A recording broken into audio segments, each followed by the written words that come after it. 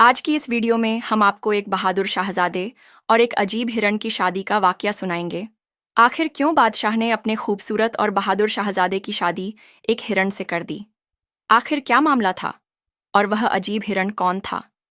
यह सब आप आज की इस वीडियो में जानेंगे, तो इस वीडियो को मुकम्मल देखते रहे। वीडियो पसंद आए तो वीडियो को लाइक करें, साथ ही करीबी लोगों के साथ इसे शेयर भी ज़रूर करें। रूपनगर का बादशाह बहुत ही रहमदिल और रियाया का हमदर्द था। वह हर वक्त अपनी रियाया के भले के लिए ही काम करता था। बादशाह का एक बेटा था जिसका नाम शहजादा कासिम था। वह बहुत ज़्यादा खूबसूरत और बहादुर था, जिस तरह हर वालिदैन की ख्वाहिश होती है कि उनके बच्चों की शादी हो और वह अपने पोते पोती को गोद में खिलाए। इसी तरह इस बादशाह की भी ख्वाहिश थी कि शहजाद कासिम शादी कर ले और वह अपने जीते जी अपने पोते पोती का मुंह देख ले, उन्हें अपनी गोद में पाले। लेकिन शहजादा कासिम को कोई भी लड़की पसंद नहीं आती है। वह हर लड़की से शादी करने से इनकार कर देता है। मल्लिका ने बेटे को बहुत समझाया कि वह वालिदैन की मर्जी से शादी कर ले अगर उसे कोई लड़की पसंद नहीं आ रही है। लेकिन शहजादा कासिम दिलेर होने के साथ साथ जिद्दी भी था।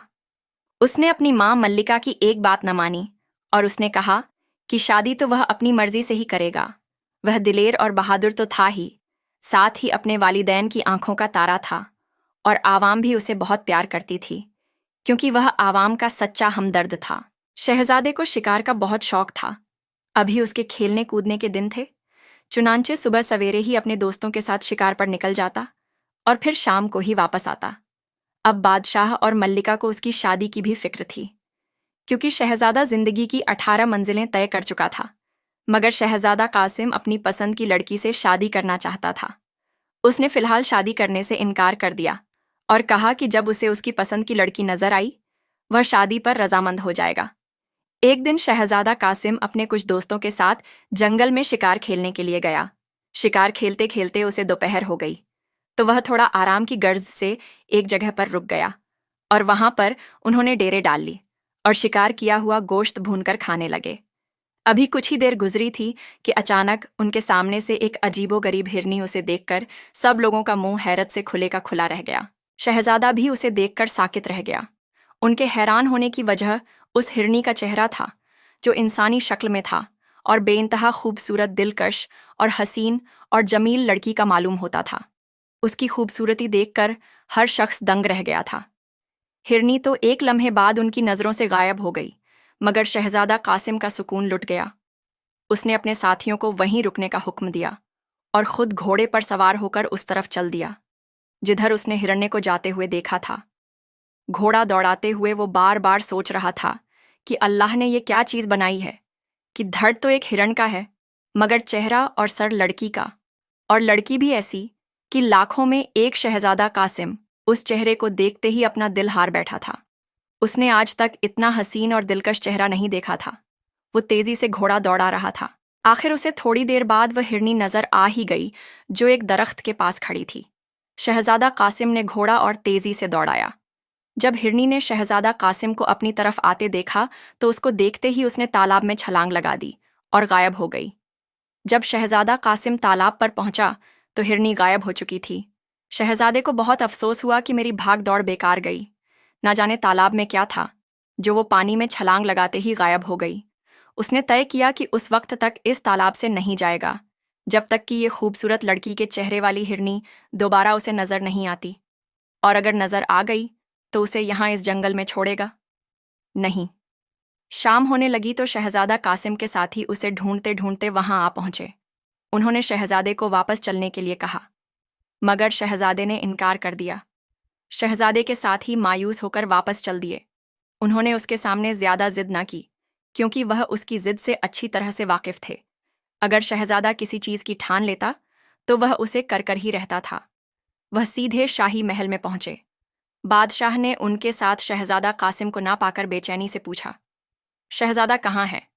वजीर के लड़के ने जवाब दिया, बादशाह सलामत शहजादा जंगल में बैठा है और वापस नहीं आना चाहता। बादशाह ने चौंक कर पूछा, ओह क्यों, क्या हुआ? उसे तो वजीरजादे ने सारा माजरा कह सुनाया। बादशाह यह सुनकर बहुत हैरान हुआ और उसने कहा, मैं खुद जाऊंगा और उसे लेकर आऊंगा। बादशाह ने फौरन अपने साथ सिपाहियों का एक दस्ता लिया और जंगल की तरफ चल दिया। शाम हो रही थी और जंगल में अंधेरा फैल चुका था। सिपाहियों ने मशालें साथ ले ली थीं। जंगल में दाखिल होते वक्त उन्होंने मशालें जला लीं और शहजादे को तलाश करने लगे। थोड़ी देर बाद वह तालाब के पास पहुंच गए। शहजादा तालाब के किनारे बैठा उन्हीं की तरफ देख रहा था। बादशाह को देखकर फौरन अदब से उठ खड़ हुआ। बादशाह ने उसे वापस चलने का हुक्म दिया, मगर शहजादे ने इनकार कर दिया और कहा, अब्बा जान, मेरी ख्वाहिश है कि आप मुझे मेरे हाल पर छोड़ दें। बादशाह ने कहा, मगर बेटे, इस सुनसान और वीरान जंगल में रात गुजारना खतरे से खाली नहीं।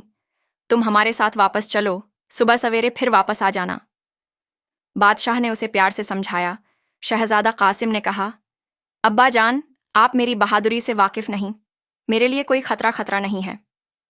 बादशाह के काफ़ी इसरार के बावजूद शहजादा अपनी जिद पर अड़ा रहा, तो बादशाह ने सिपाहियों को वापस चलने का इशारा किया और शहजादे की सलामती की दुआएं मांगता हुआ वहां से महल की तरफ रवाना हो गया। क्योंकि बादशाह भी उसकी जिद से वाकिफ था, इसलिए उसे वहीं छोड़कर वह महल वापस चला गया। उनके जाने के बाद शहजादा उठा और घोड़े की जीन से बंधी रस्सी खोलकर उसने कमन सी बनाई और तालाब के सामने वाले दरख्त के तने के पीछे छुप कर बैठ गया। काफी देर गुजर गई। फिर अचानक उसने तालाब के पानी में हलचल देखी। चंद लम्हे बाद तालाब में से एक बहुत अजीब और मकरूह शक्ल वाला बूढ़ा सा आदमी बाहर निकला। उसके गले में हड्डियों की माला थी और उसने स्याह रंग का लिबास पहन रखा था। शहजादा कासिम उसे देखकर बहुत हैरान हुआ कि यह जादूगर नुमा बूढ़ा अब तक पानी में क्या कर रहा था और आखिर यह है क्या चक्कर। फिर उसके देखते ही देखते वह बूढ़ा किसी तरफ चला गया। शहजादा कासिम उस बूढ़े के मुताल्लिक सोचने लगा, और हिरनी जो तालाब में गायब हुई थी, वह कहाँ गई? हिरने का इस बूढ़े से क्या ताल्लुक है?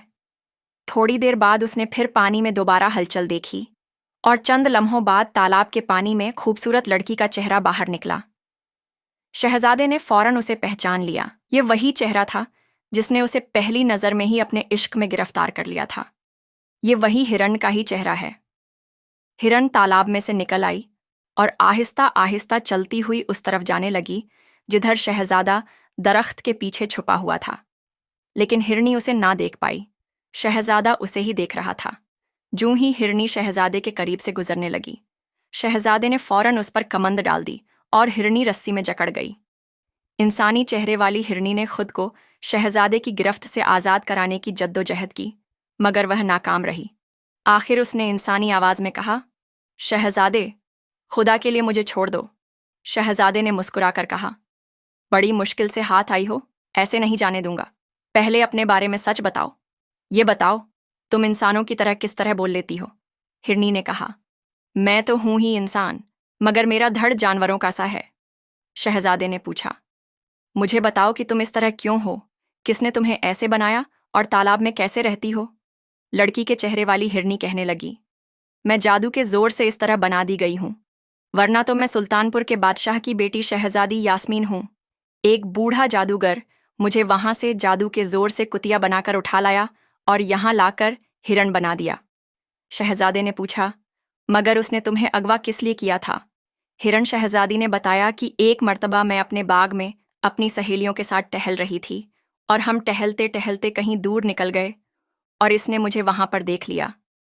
वह बूढ़ा मुझसे शादी करना चाहता है, मगर मैंने इनकार कर दिया है, जिसकी वजह से उसने जादू के जोर से मुझे हिरनी बना डाला। अब मैं उस वक्त तक हिरनी बनी रहूंगी जब तक उससे शादी करने पर तैयार ना हो जाऊं। शहजादे ने पूछा, अच्छा ये बताओ कि तुम पानी में से गुजरकर नीचे महल में किस तरह पहुंचती हो? हिरण शहजादी ने जवाब दिया, यह तालाब जादू का है, इसका पानी जादू का है और मुझे नुकसान नहीं पहुंचाता। शहजादे ने पूछा, क्या कोई तरीका ऐसा नहीं कि तुम जादूगर से शादी किए बगैर अपनी असल हालत में लौट आओ? शहजादी ने कहा, हाँ, एक तरीका है, और वो यह कि वह जादूगर हलाक हो जाए, खत्म हो जाए, मगर उससे मुकाबला करना खुद को मौत के मुंह में डालने के बराबर है। शहजादे ने मुस्कुराकर कहा, यह तुम मुझ पर छोड़ दो, सिर्फ इतना बता दो कि वह किस वक्त आता है। वो कहने लगी, वह आधी रात के वक्त आता है और सुबह होने पर कहीं चला जाता है। शहजादी ने शहजादे को बताया। शहजादे ने हिरण्य शहजादी के गले से रस्सी का फंदा निकाला और कहा, आज रात उस बूढ़े जादूगर की आखिरी रात होगी। कल सुबह तक तुम अपनी असल हालत में आ चुकी होगी। शहजादी ने कहा, अब मैं जाती हूं, कहीं वह बूढ़ा जादूगर जल्द ना आ जाए। शहजादे ने उसे रोकना मुनासिब ना समझा। हिरन ने तालाब में छलांग लगाई और गायब हो गई। उसके जाने के बाद शहजादा तीर कमान संभाल कर दरख्त पर चढ़ गया। अब उसको जादूगर के आने का इंतजार था। बूढ़ा जादूगर वहां से तकरीबन 100 मील के फासले पर अपने महलनुमा मकान में बैठा था। वह सारा दिन यहां गुजारता और सिर्फ रात के वक्त तालाब वाले महल की तरफ जाता था। अभी आधी रात होने में काफी वक्त पड़ा था। अचानक उसे ख्याल आया कि शहजादी यास्मीन का हाल मालूम करना चाहिए। कहीं मेरे बाद वह ज्यादा वक्त बाहर तो नहीं गुजारती। वह उठा और एक कमरे की तरफ चल दिया। यह कमरा महल का आखिरी कमरा था। वैसे भी सारा महल जादू का था। कमरे का दरवाजा बंद था। उसने कोई मंत्र पढ़कर दरवाजे पर फूंका तो दरवाजा खुद ब खुद खुल गया। वह अंदर दाखिल हुआ। कमरे में छत के साथ एक इंसानी ढांचा लटक रहा था। उसने एक मेज पर पड़ी लंबी सी हड्डी उठाई और उस पर फूंक मारी। फिर उसने वह हड्डी इंसानी ढांचे की कमर में आहिस्ता से मारी। फौरन ही बेजान ढांचे के गाढ़नुमा मुंह से एक आवाज खारिज हुई। क्या हुक्म है मेरे आका? बूढ़े जादूगर ने हुक्मराना लहजे में कहा। क्या तुम बता सकते हो कि शहजादी यासमीन इस वक्त क्या कर रही है? ढांचे ने जवाब दिया। जी हाँ मेरे आका, वो इस वक्त एक शहजादे से बातें कर रही है। शहजादे से? बूढ़ा जादूगर हैरत से उछल पड़ा। मगर शहजादा कौन है और दोनों कहाँ हैं? ढांचे के मुंह से आवाज निकली। वह रूपनगर का शहजादा है और दोनों इस वक्त तालाब के किनारे बैठे हैं। बूढ़े जादूगर ने गुर्रा कर पूछा। वह क्या बातें कर रहे हैं? ढांचे ने कहा, आपको कत्ल करने की शहजादा कासिम आपको कत्ल करके शहजादी यास्मीन को हिरण से दोबारा इंसान बनाना चाहता है ताकि दोनों की शादी हो सके। बूढ़ा जादूगर गुस्से से चिल्लाया और कहा, उसकी यह मजाल मैं उसे खत्म कर दूंगा। बूढ़ा जादूगर खौफनाक लहजे में बोला, मैं उसे हमेशा के लिए अंधा कर दूंगा। यह कहकर बूढ़ा जादूगर ढांचे वाले कमरे से बाहर निकल आया। बाहर आकर उसके एक मंत्र पढ़ते ही उसके सामने दो खौफनाक शक्लों वाले जिन नमूदार हो गए। दोनों ने अदब से सर झुकाकर कहा, क्या हुक्म है मेरे आका? बूढ़े जादूगर ने उन्हें हुक्म दिया, तुम दोनों शहजादी यासमीन वाले तालाब पर जाओ। वहां एक शहजादा मौजूद है, उसे पकड़कर मेरे सामने ले आओ दोनों। जिन ने कहा, जो हुक्म मेरे आका, और वहां से गायब हो गए।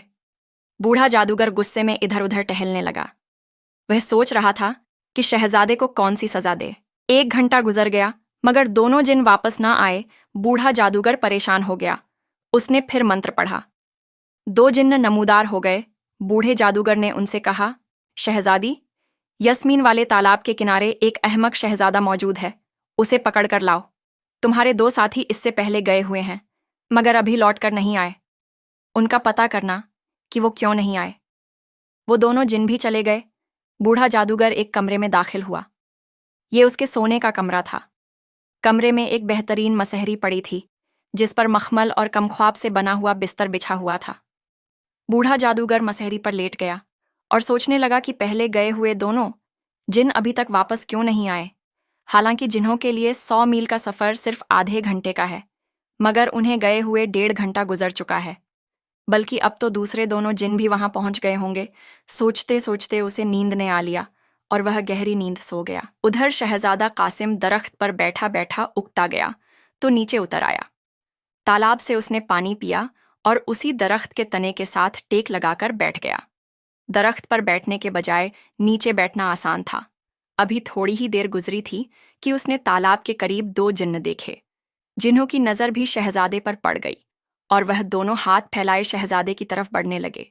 शहजादा समझ गया कि यह दोनों जिन्न उसे पकड़ने के लिए आगे आ रहे हैं। वो दोनों शहजादे से चंद कदम के फासले पर रुक गए। एक जिन्न ने अपनी सुर्ख सुर्ख आंखों से शहजादा कासिम को घूरते हुए कहा, तुम्हें हमारे साथ चलना होगा, हमारे आका को तुम्हारी जरूरत है। शहजादा गुर्रा कर बोला, मैं हरगिज नहीं जाऊंगा और अगर तुम करीब आए तो तुम्हें कत्ल कर दूंगा। जिन्न ने कहा, हमने हर हाल में अपने आका का हुक्म पूरा करना है। फिर दोनों तेजी से शहजादा कासिम पर झपट पड़े। शहजादा तेजी से नीचे बैठ गया और वह दोनों आपस में ही टकरा कर गिर पड़े। शहजादा उनके टकराते ही उनके नीचे से निकलकर दूर जा खड़ा हुआ था। दोनों जिन पलटे और गुस्सैल अंदाज में उसकी तरफ बढ़ने लगे। करीब पहुंचकर जैसे ही वो शहजादे पर झपटे, शहजादे ने खुद को उनके हाथों से बचाते हुए तलवार का भरपूर वार किया। एक जिन का बाजू कन्ने से कटकर अलहदा हो गया। उसकी खौफनाक चीख से जंगल का झर्रा झर्रा कांप उठा। शहजादा उछलकर एक तरफ हो गया, वरना दूसरे ने उसे काबू कर लिया होता। एक बार फिर वह दोनों शहजादा कासिम को पकड़ने के लिए उस पर झपटे, मगर शहजादा आसानी से उनके हाथ में आने वाला नहीं था। फिर एक और चीख फजा में गूंजी, और यह चीख दूसरे जिन की थी। शहजादे ने उसकी टांग पर ऐसा तलवार का भरपूर वार किया था कि उसकी टांग ही कट गई थी। जिन जमीन पर गिरकर तड़पने लगा, बाजू कटे। जिन ने अपने साथी का यह हश्र देखा तो उसने शहजादे पर छलांग लगा दी, मगर शहजादा कासिम ने उसे झुकाई दी और एक तरफ जा खड़ा हुआ। जिन अपनी ही झोंक में एक दरख्त से जा टकराया, मगर बड़ी तेजी से पलटा। उसके कटे हुए बाजू से मुसलसल खून बह रहा था, मगर फिर भी वह शहजादा कासिम को पकड़ने की कोशिश में मसरूफ था, क्योंकि उसने अपने आका बूढ़े जादूगर के हुक्म की तामील करना थी, चाहे इसमें उसकी जान चली जाती। दूसरा जिन जमीन पर गिरा पड़ा था और कराह रहा था। उसकी टांग के जख्म से बेतहाशा खून खारिज हो रहा था। बाजू कटे। जिन ने शहजादे की तरफ आहिस्ता आहिस्ता बढ़ना शुरू किया, मगर जूं ही वह करीब पहुंचा, वह तेजी के साथ शहजादे पर झपट पड़ा। उसका लंबा हाथ शहजादे को पकड़ने के लिए आगे बढ़ा। उसी लम्हे शहजादा कासिम की तलवार चमकी और जिन का दूसरा बाजू भी कट गया। उसके मुंह से चीखें निकलने लगीं। उसकी आवाज इतनी भयानक थी कि उसकी भयानक चीख को सुनकर जंगल के सभी जानवर इधर उधर भाग पड़े। चरिंद परिंद अपने घोंसलों से निकल पड़े और आसमान में उड़ने लगे। उसकी चीख बेइंतहा दहशतनाक थी। शहजादे ने फौरन तलवार जिन के सीने में घूंस दी और जिन्न जमीन पर गिरकर तड़पने लगा। दूसरे जिन्न ने अपने साथी को हल्लाक होते देखा तो एक टांग पर खड़े होकर फरार होने की कोशिश की, मगर उसी लम्हे शहजादे की नजर उस पर पड़ गई। उसने लंगड़े जिन को ललकारा और कहा, ए लंगड़े के बच्चे, किधर भागते हो? अपने आका का हुक्म पूरा नहीं करोगे? यह कहते हुए शहजादे ने कमर बंद में से अपना खंजर निकाला और भागते हुए जिन पर निशाना लेकर फेंक दिया। खंजर सीधा जिन की पुश्त पर लगा। इसके बाद शहजादे ने तलवार से वार करके जिन्न के जिस्म के कई टुकड़े कर डाले। तालाब में उसने खून आलू तलवार धोई और फिर पहले वाली जगह पर आकर बैठ गया। इतने में तालाब से हिरनी शहजादी यस्मीन निकली। उसने वहां दो जिन्नों की लाशें देखीं तो बहुत हैरान हुई, मगर जब शहजादा कासिम ने उसे बताया कि यह दोनों जिन बूढ़े जादूगर के भेजे हुए थे, तो वह खुश हुई कि शहजादा बहादुर भी है। जिसने दो जिन्हों को मार डाला, वह बूढ़े जादूगर को भी कत्ल कर सकता था। वैसे उसे फिक्र थी कि बूढ़ा जादूगर खुद क्यों नहीं आया, और उसे शहजादे के बारे में कैसे इल्म हो गया कि उसने शहजादे को पकड़ने के लिए जिन्नात को भेज दिया। शहजादे ने पूछा, शहजादी, तुम तो कहती थी कि बूढ़े जादूगर को हलाक करना बहुत मुश्किल है, मगर इन जिन्नों की लाशों को देखकर तुम क्या कहती हो? क्या अब भी तुम्हारा यही ख्याल है कि मैं उस बूढ़े जादूगर को हलाक नहीं कर सकता?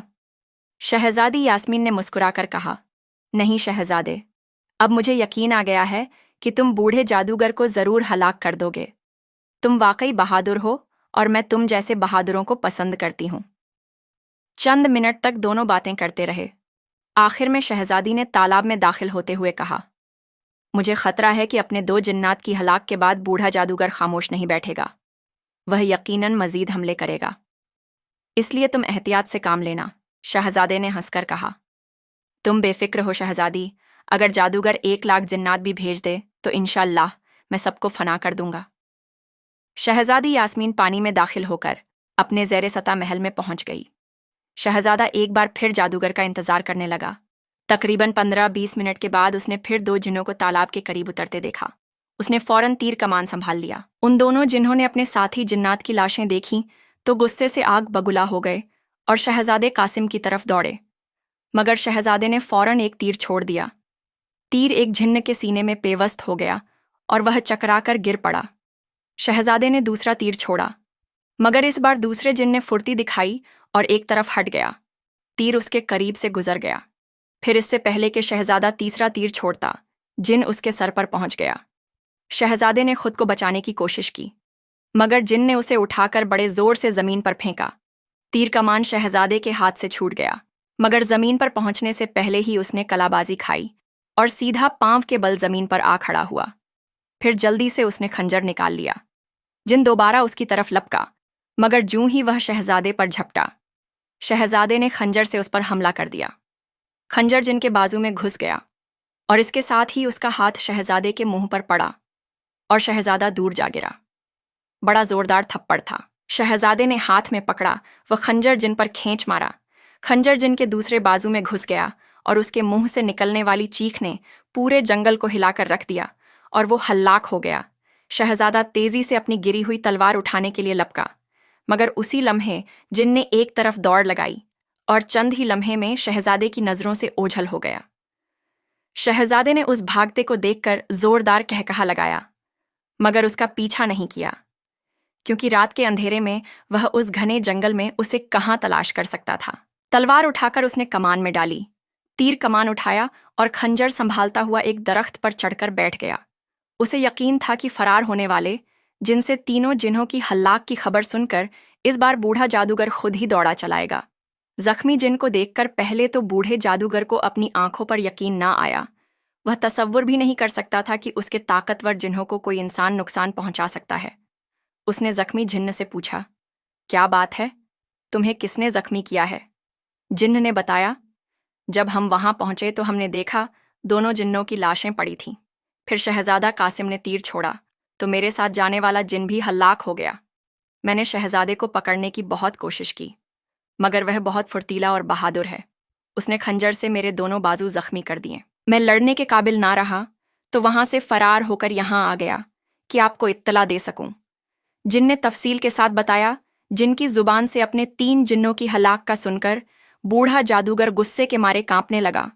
उसने गुर्राकर जिन की तरफ देखा और उस पर फूंक मारी। जिन फौरन ही आग के शोलों में गिरकर जलने लगा। उसके मुंह से हैबतनाक चीखें निकल रही थीं। बूढ़े जादूगर ने हंसते हुए कहा, बुज़दिलों का यही अंजाम होना चाहिए। गजब, खुदा का एक इंसान ने 3 जिन हलाक कर डाले और तुम अपने साथियों का बदला लेने के बजाय इधर भागे चले आए। जिन आग में जलकर राख हो गया तो बूढ़े जादूगर ने दिल ही दिल में कहा, अब मैं खुद शहजादे के मुकाबले पर जाऊंगा और उसे फना करके राख कर दूंगा। उधर शहजादा जंगल में छुपा बैठा था। तकरीबन आधी रात के वक्त उसने तालाब के पानी में हलचल देखी तो वह समझ गया कि आने वाला बूढ़ा जादूगर है। चुनांचे उसने निशाना बांधकर तीर जादूगर को मारा। कमान से निकला हुआ तीर सीधा जादूगर की कमर में पेवस्त हो गया। बूढ़े ने जोर से चिल्लाते हुए इधर उधर देखा, मगर शहजादे ने फौरन दूसरा तीर छोड़ दिया। इत्तेफाक से दूसरा तीर बूढ़े जादूगर के सीने में पेवस्त हुआ और वह जमीन पर गिरकर तड़पने लगा। शहजादे ने मौका गनीमत जानते हुए भागकर तलवार जादूगर के सर पर मारी। जादूगर का सर धड़ से अलग होते ही तालाब के पानी में तूफान सा आ गया। फिर शहजादे के देखते ही देखते तालाब वहां से गायब हो गया और वहां एक बेइंतहा खूबसूरत लड़की दिखाई दी। वह हिरनी शहजादी थी, मगर अब वह हिरण की तरह नहीं थी। वह अब पूरी तरह एक इंसान बन चुकी थी। उसका चेहरा और धड़ सब इंसानों की तरह हो गया था। अब उसे शहजादी यास्मीन कहा जा सकता था। इंसान बनते ही शहजादी यास्मीन ने शहजादे का बहुत बहुत शुक्रिया किया। शहजादा कासिम ने शहजादी को अपने पीछे घोड़े पर बिठाया और उसी वक्त शाही महल रवाना हो गया।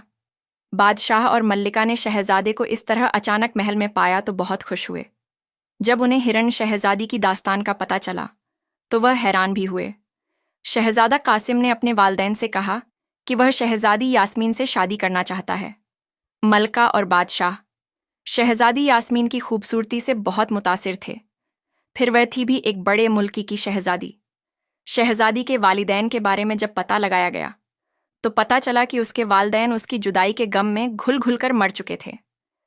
2 दिन बाद शहजादा कासिम और शहजादी यास्मीन की शादी बड़ी धूमधाम से हो गई और अब हिरण शहजादी और शहजादा कासिम बहुत ही खुशी के साथ जिंदगी गुजारने लगे। तो प्यारे दोस्तों, यह थी हमारी आज की छोटी सी प्यारी सी कहानी। इस कहानी के बारे में आपकी क्या राय है?